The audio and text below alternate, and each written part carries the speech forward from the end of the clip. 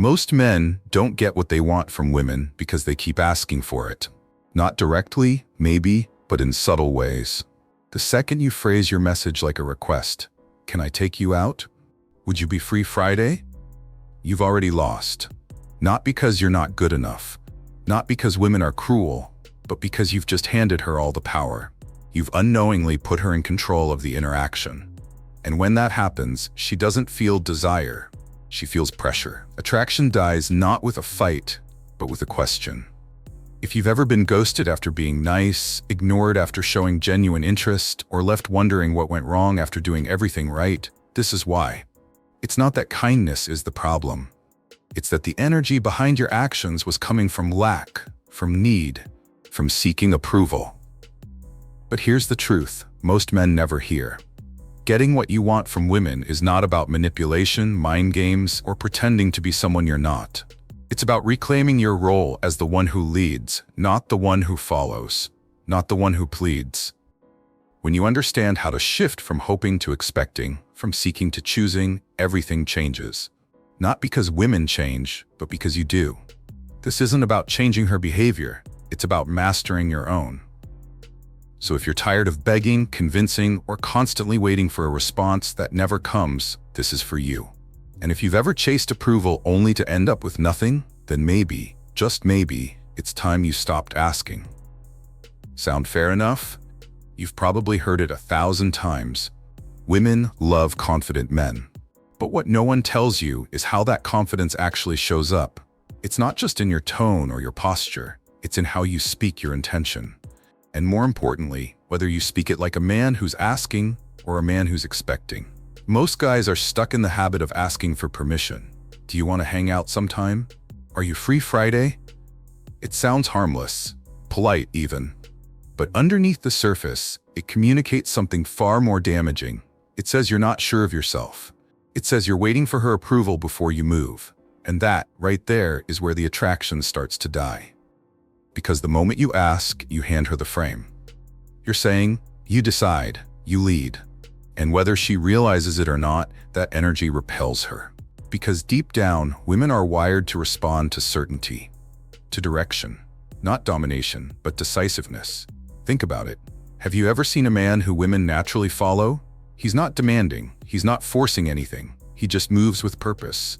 He says, "I'm heading to this spot Friday, come with me." Or, "I'm grabbing a drink Thursday, you should join." He doesn't beg for a yes. He extends an invitation, and the difference is massive. The Stoics taught us that a man should never place his peace in the hands of others. Epictetus said it clearly. Freedom is the only worthy goal in life. It is won by disregarding things that lie beyond our control. When you ask for validation, you're giving away your freedom. But when you move with calm, quiet certainty, you take that power back. You lead not because you're desperate for a result, but because the direction itself is aligned with who you are. And here's the beautiful part.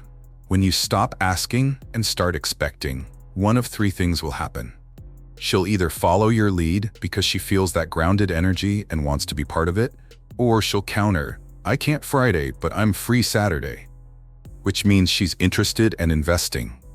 Or she'll decline, and now you've just saved yourself time chasing someone who was never going to show up for you anyway. Either way, you win. Because a man who leads never begs, and a man who expects never settles. Here's where most men go wrong. They try to win a woman's heart the way they'd win a debate, with logic. They say things like, "I have a good job, I'm a nice guy, I'd treat you right," as if attraction works like a checklist. It doesn't. Women don't respond to bullet points. They respond to how they feel in your presence. And this is where the game changes completely. Because the guy who tries to explain why he's a good choice is the one who's already lost the emotional battle. Meanwhile, the man who says very little but makes her feel something, curiosity, tension, excitement, is the one who lives rent-free in her mind. It's not about being fake or playing games. It's about understanding that connection isn't logical, it's emotional. And if you talk to her the same way you talk to your buddies, with straightforward facts and zero intrigue, you'll blend in with every other nice guy she's forgotten. What works instead? Speaking with playful mystery. Making bold, confident statements instead of boring, predictable questions. Don't ask, what do you do for fun? Say, you strike me as the type who secretly leads a double life. Don't worry, I won't tell. Don't ask, where are you from? Say, I bet you were the kind of kid who broke the rules just to see if you could get away with it. These aren't just jokes. They're emotional hooks. They spark imagination. They invite her into a playful frame.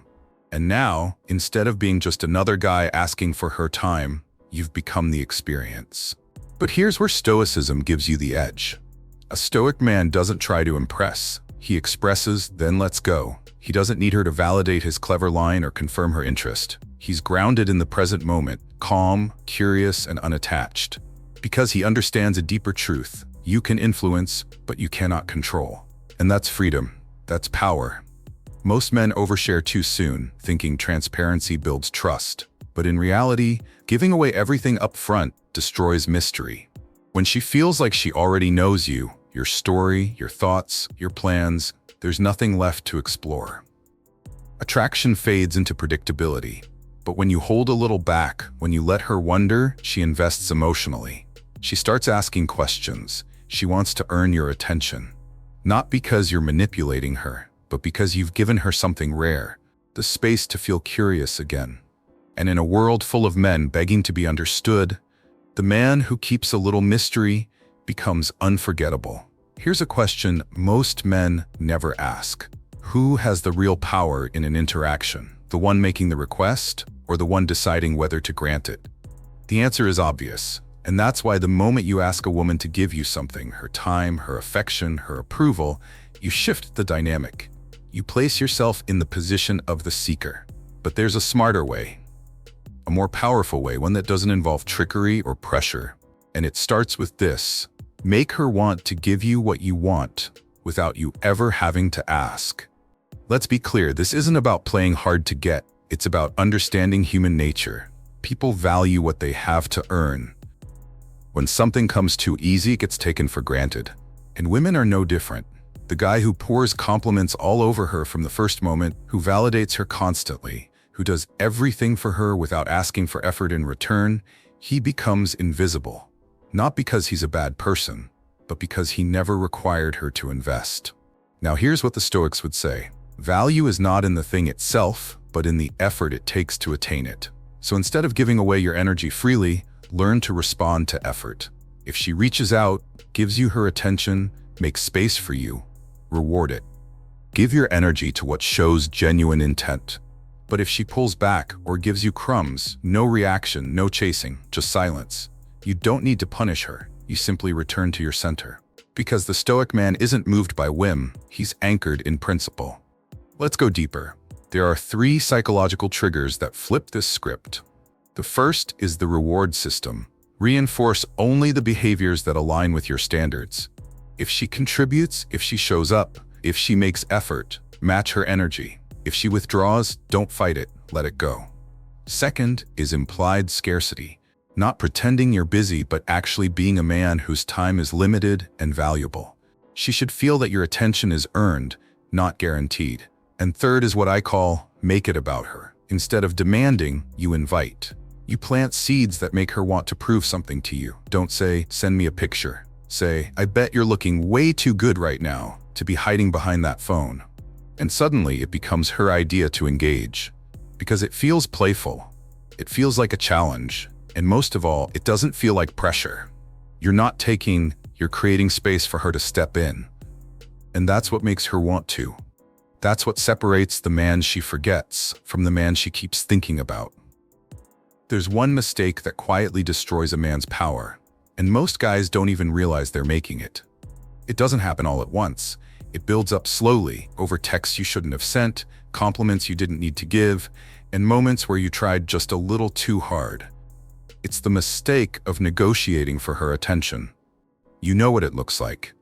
She stops replying, and you send another message just to check in. She seems distant, and you try to prove you're a good guy.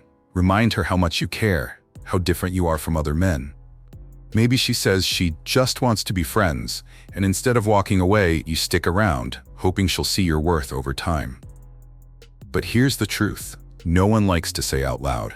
Every time you negotiate for her attention, you lose a piece of her respect. And without respect, there is no attraction. Women don't fall for men who chase approval. They fall for men who carry themselves like they already have it. That doesn't mean being arrogant or emotionally distant. It means knowing that your worth isn't up for debate. And the moment someone treats it like it is, you leave the table. Here's where Stoic philosophy becomes your secret weapon. A Stoic doesn't beg to be seen. He doesn't convince others of his value. He simply lives it. He acts in alignment with his values, then lets go of the outcome. That's why the most attractive men don't try to be chosen. They choose. And if the woman in front of them can't see it, they don't get angry. They don't argue. They just move on. Silently, powerfully, and without hesitation. So here's what I suggest. First, apply the one-strike rule. If she pulls away once, match her distance. Don't explain. Don't chase. Just mirror. If she pulls away twice, she's gone. Period. A woman who's truly interested will always find a way to show it. Second, kill the pick-me energy. You're not asking her to rescue you from loneliness. You're inviting her into something valuable. And third, stay rooted in an abundance mindset. Not because you have 10 women on speed dial, but because you have a full life, a steady mind, and a heart that doesn't beg for scraps. And that brings us here, to the truth behind it all. Getting what you want from women isn't about controlling them. It's about controlling yourself. It's about being so secure in who you are, so grounded in what you stand for, that you no longer feel the need to chase, to convince, or to settle. You're not asking anymore. You're not waiting. You're simply leading and letting those who are aligned follow. So if you've made it this far, ask yourself this. Are you still hoping to be chosen, or are you ready to choose? If this resonated with you, leave a comment and let me know what part hit hardest. And if you're building yourself into a man of calm strength and quiet confidence, subscribe. This is the Stoic Golden Rule, where strength begins with stillness.